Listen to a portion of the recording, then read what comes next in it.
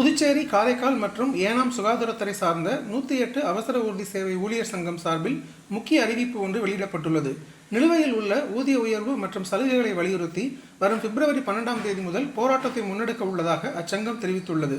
கடந்த 2007ஆம் ஆண்டு முதல் அரசு ஆரம்ப சுகாதார நிலையங்களில் தற்காலிகமாக பணியாற்றி வந்த ஓட்டுநர்களை கொண்டே 2011இல் மத்திய அரசின் NRHM திட்டத்தின் கீழ் 108 ஆம்புலன்ஸ் சேவை தொடங்கப்பட்டது.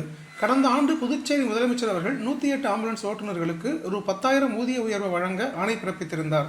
ஆனால் இதுவரை அந்த ஊதிய உயர்வு நடைமுறைக்கு வராதது ஊழியர்களிடையே பெரும் ஏமாற்றத்தை ஏற்படுத்தியுள்ளது. 2020ஆம் ஆண்டு முதல் ஊழியர்களுக்கு வழங்கப்பட வேண்டிய போனஸ், வருடாந்திர ஊதிய உயர்வு மற்றும் இதர சலுகைகள் எவ்வித முன்னறிவிப்புமின்றி நிறுத்தப்பட்டுள்ளன.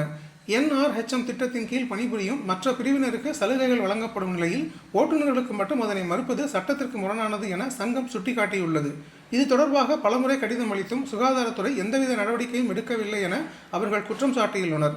தங்களது வாழ்வாதாரத்தை கருத்தில் கொண்டு நியாயமான கோரிக்கைகளை நிறைவேற்ற கோரி வரும் 12/2/2026 அன்று புதுச்சேரி சுகாதாரத்துறை அலுவலகம் முன்பு அனைத்து ஆம்புலன்ஸ் சேவைகளையும் நிறுத்தி போராட்டத்தில் ஈடுபடப் போவதாக ஊழியர் சங்கம் அறிவித்துள்ளது.